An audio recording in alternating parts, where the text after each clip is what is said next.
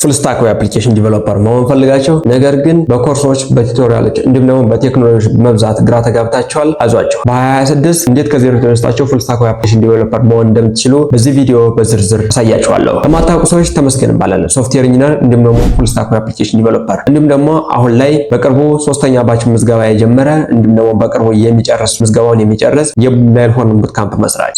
ዩቲዩብ ላይ ቁም ነገር ለማየት የመጡ ልጆች ካላችሁ ናይልሆርን ዩቲዩብ ቻናሉን ሰብስክራይብ እያደረጋችሁ የደወል ምልክቱን መጫን እንዳትረሱ። እንዲሁም ደግሞ ቪዲዮ ለሌሎች እንዲደርስ እንድታደርጉልን ስንል ላይክ፣ ሼር እና ኮሜንት ማድረጋችሁ እንዳይረሳ። በዛሬው ቪዲዮአችን የምናየው ምን መማር እንዳለባችሁ፣ እንዴት መማር እንዳለባችሁ፣ እንዲሁም ደግሞ አሰሪያቸው ከእናንተ የሚጠብቀውን ነገር ወይም ደግሞ ስኪል አዳፕት እንድታደርጉ እንዴት ልምምድ ማድረግ እንዳለባችሁ እያንዳንዱን ሮድ ማፕ እናሳያችኋለን። ይህንን ሮድ ማፕ ከተከተላችሁ እናንተ ጊዜያችሁን ካላግባብ ማቃጠልን ትታችሁ እናንተ በሚጠበቅባችሁ ቦታ ላይ ብቻ ስራችሁን እንድትጀምሩ ያደርጋችኋል።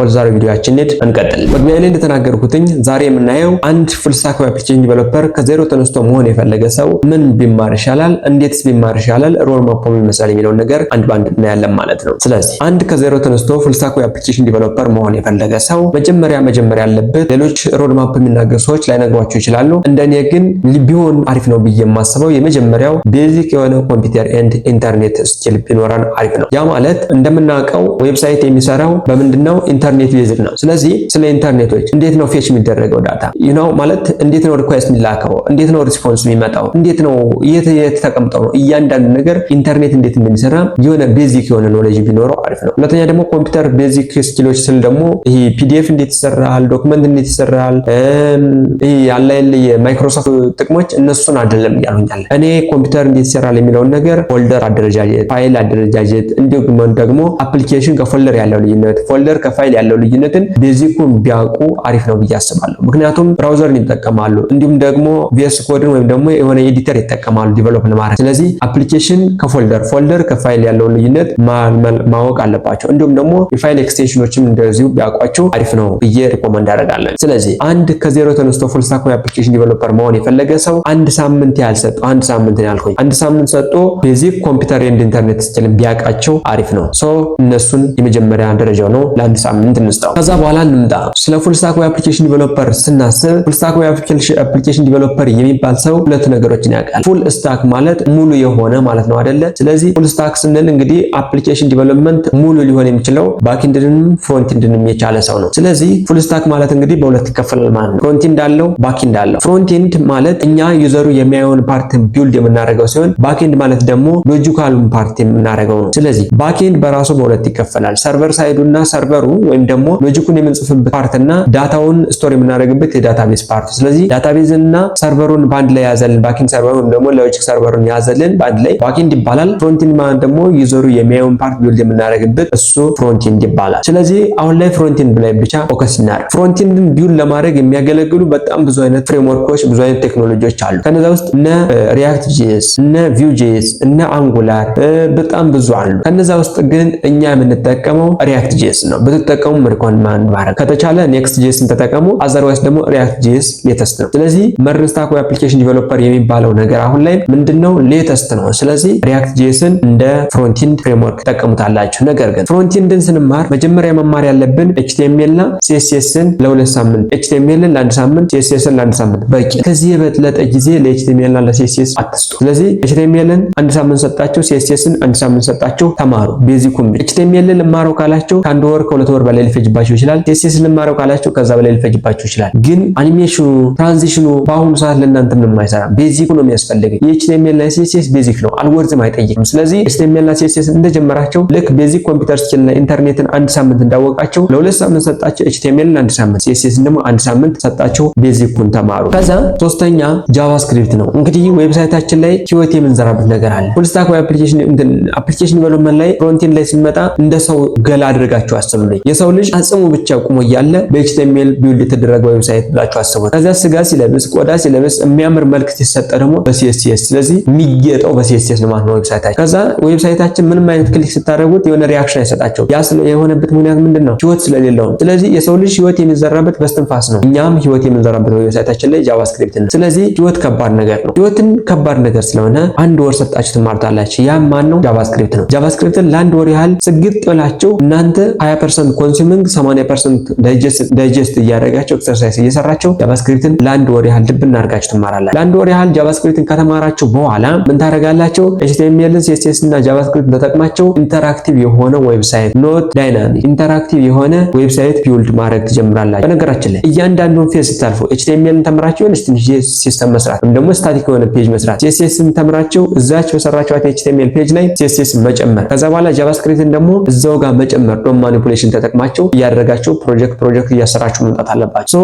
አሁን ቤዚክ ኮምፒውተር ስኪልና ኢንተርኔት ስኪልን አንድ ሳምንት፣ HTMLን አንድ ሳምንት 2 ሳምንት፣ CSSን አንድ ሳምንት 3 ሳምንት፣ ከዛ ጃቫስክሪፕትን አንድ ወር ከ3 ሳምንት ላይ ፍሮንቲንድ ዊዛውት ፍሬምወርክ ፍሮንቲንድ ዌብ አፕሊኬሽን ዲቨሎፐር ፍሮንቲንድ ዌብ አፕሊኬሽን ዲቨሎፐር። ነገር ግን በዚህ አያልቅም። አሁን ይሄኛው ኢንተራክቲቭ ነው የሚባለው። አንድ ዌብሳይት ኢንተራክቲቭ ነው የሚባለው የሆነ አክሽን ሰጣችሁት ሪአክሽን የሚመልስላችሁ ከሆነ ኢንተራክቲቭ ይባላል። ስለዚህ እኛ አሁን የሰራነው ዌብሳይት ኢንተራክቲቭ ነው እንጂ የሚባለው ዳይናሚክ አይደለም። ዌብሳይታችን ዳይናሚክ ልናደርግበት የምንችለው በምንድነው? ባክኤንድ ሲኖረው ነው። ስለዚህ ወደ ባክኤንዳችን እንሄድ። ፍሬምወርክ አልጀመርንም። ወደ ባክኤንዳችን ስንሄድ መጀመሪያ መማር ያለብን ጊትን ነው። እዚህ ውስጥ ባክኤንድ ላይም አይደለም ፍሮንቲንድ ላይም አይደለም። ጊት ማለት ፋይላችንን ማኔጅ ልናደርግበት የምንችለው ከሌሎች ጋር ኮላቦሬት ልናደርግበት የምንችለው። ምክንያቱም ነገ ሲስተም የምንሰራው አንድ ሰው ብቻውን አይደለም። ነገ የሆነ ካምፓኒ ላይ ብንገባ ብቻችን አይደለም ሲስተም ይሰጣል። የሆነ ኮላቦሬት ልናደርግበት የምንችለው ቦታ አለ። እዛ ጋር አብረን በቲም ነው የምንሰራው ማለት ነው። ስለዚህ በቲም ለመስራት አሁን ላይ ታዋቂ የሆነው ነገር ጊትሃብ ነው። ጊትሃብን መማር ጊትን ለአንድ ሳምንት ወስዳቸው ጊትሃብን እነዚህ መርጅ ማድረግ፣ ፑሽ ማድረግ፣ ኮሚት ማድረግ እያንዳንዱ ነገሮች እነዚህ ቤዚክ የሚባሉትን ነገሮች ማወቅ ግድ ይላል። ስለዚህ ጊትን ለአንድ ሳምንት ወስዳቸው መማር 2 ወር ጨርሰናል ማለት ነው። ከዛ በኋላ ትመጡና ምን ታደርጋላችሁ? ኖድ.js ትማራላችሁ። ኖድ.js ማለት የጃቫስክሪፕት ፍሬምወርክ ሲሆን ወይም ደግሞ ራንታይም ኢንቫይሮንመንት ነው። ለጃቫስክሪፕት ራንታይም ኢንቫይሮንመንት ነው። በራይን አማካይነት ነው ዲቨሎፕ የተደረገ ራንታይም ኢንቫይሮንመንት ነው። ምን ትማራላችሁ? ኖድ.jsን ለአንድ ሳምንት ወስዳችሁ ቤዚኩን ትማራላችሁ። እንግዲህ ቤዚኩን እያልኳችሁ ዘንድ ቤዚኩን ተምራችሁ ትቀራላችሁ አይደለም። ግን አድቫንስድ የሚታወቀው ፕሮጀክት ስትሰሩ ፕሮጀክት መስራት ሲጀምሩ ነው። ስለዚህ አንድ ሳምንት ኖድ.js የሚታወቀው ነው አይደለም። ግን ቤዚኩን ለማወቅ በቂ ነው። አንድ ሳምንት ወስዱና ኖድ.jsን ብቻ ትማራላችሁ። ከዛ በኋላ ኖድ.js ላይ እንግዲህ ይህ ሰርቨሩን ወይም ደግሞ ሎጂካሉን ቢውልድ የምናደርግበት ነው። ሎጂኩን ቢውልድ ካደረግን በኋላ ከፍሮንቲንድ የመጣው ዳታ የሚቀመጥበት ቦታ ያስፈልገዋል። ዳታቤዛችን ደግሞ መማር አለብን። አንድ ሳምንት ወስዳችሁ ደግሞ ሆንም ዳታቤዝን ትማራላችሁ ማለት ነው። አንድ ሳምንት ወስዳችሁ ዳታቤዝን ስትማሩ ስንተማር ነው? 2 ወር ከ2 ሳምንት ጊዜ ፈጀን ማለት ነው። 2 ወር ከ2 ሳምንት ከፈጀን በኋላ ምን ትማራላችሁ? የፍሮንቲንድ ፍሬምወርክ የሆነውን አሁን ላይ ሌተስቱ አንጉላር አይደለም፣ ቪው አይደለም፣ ላራቬል አይደለም። አሁን ላይ ሌተስት የሆነው ፕሮግራሚንግ ፍሬምወርክ ኔክስት ነው ወይ ደግሞ ሪአክት ጄስ ነው። ስለዚህ ሪአክት ጄስን ተማሩ ወይ ኔክስት ጄስን ተማሩ? ሪአክት ጄስን ነው። እኔ በፊት ሪአክት ጄስን ተማሩ፣ ከዛ ኔክስትን ተማርኩኝ። ከሪአክት ወደ ኔክስት ለማድረግ ከ3 ቀን የበለጠ ጊዜ አይፈጅም። መጀመሪያ ሪአክትን ተማሩና ሪአክት ዲቨሎፐር ስታክ ዲቨሎፐር ብላችሁ አፕላይ ታደርጋላችሁ። ስለዚህ ሪአክትን ለመማር ዲቴይሊ ስለ ፕሮፕስ፣ ስለ ኮምፖነንት፣ ስለ ስቴት፣ ስለ ሁክ እያንዳንዱን ነገር ለፒአዩ እያንዳንዱ ነገር ራውቲንግ የሚባለውን ነገር ሁሉ ታወቃችሁ በኋላ ጨርሳላችሁ ማለት ነው። ለሪአክት 1 ወር ሰጣችኋለሁ። አጠቃላይ ስንት ወር ፈጃችሁ? 3 ወር ከ2 ሳምንት ፈጃችሁ። 3 ወር ከ2 ሳምንት።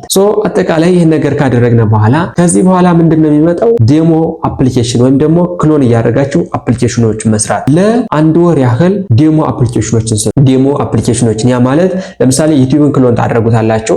የሰራው ሰው አለ። ለምሳሌ ህንድ ሀገሮች ሰርተውታል፣ እኛ ውስጥም ሰርተነዋል። ስለዚህ ያን አፕሊኬሽን እናንተ ቀጥታ ቪዲዮን እያያችሁ አፕሊኬሽኑን ቢውልድ ማድረግ ማለት ነው። አማዞን ክሎን ተደርጓል፣ ኔትፍሊክስ ክሎን ተደርጎ ተሰርቷል። ስለዚህ እሱን ነገር አስመስላችሁ እሱን የተሰራን አስመስላችሁ መስራት ማለት ነው። ለአንድ ወር ያህል በሁለት ሳምንት 2 ክሎን አድርጋችሁ ቢልድ ማድረግ ትችላላችሁ ማለት ነው። ከዛ ለአንድ ወር ከምናምን ያህል ለአንድ ወር ያህል ደግሞ ጊዜ ሰጣችሁ። ለአንድ ወር ያህል ምን ታደርጋላችሁ? ሪል የሆነ ፕሮጀክት ቢልድ አድርጉ። ሪል የሆነ ፕሮጀክት ማለት ሄዳችሁ ቢዝነስ ጋር በአካባቢዎች ካለ ጅም ካለ ሬስቶራንት ካለ ሆቴል ካለ የተለያየ ቢዝነስ ሊኖር ይችላል። ትምህርት ቤት ሊኖር ይችላል።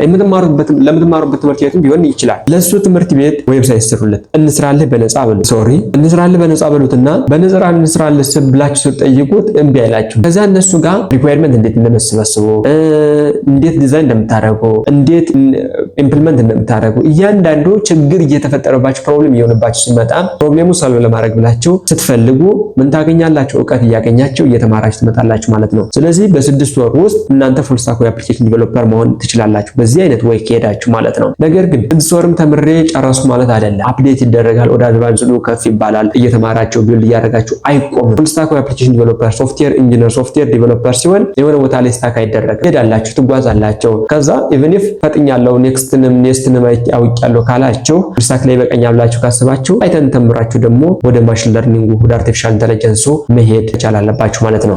ስለዚህ በዚህ ቪዲዮ አዲስ ነገር አግኝቼበታለሁ ብላችሁ ካሰባችሁ ቪዲዮውን ላይክ፣ ሼር እና ኮሜንት ማድረጉ እንዳይረሳ። እንዲሁም ደግሞ ከዚህ በኋላ የሚለቀቁ ቪዲዮዎች እንዲደርሱኝ ይፈልጋለሁ ብላችሁ ካሰባችሁ ቻናሉን ሰብስክራይብ አድርጋችሁ የደወል ምልክቷን ማብራት እንዳይረሳ። ቀጣይ ደግሞ ምን አይነት ቪዲዮ መሰራት እንዲሰራላችሁ እንደምትፈልጉ ኮሜንት ላይ አሳውቁኝ። በቀጣይ ቪዲዮ እስክንገናኝ ድረስ ባይ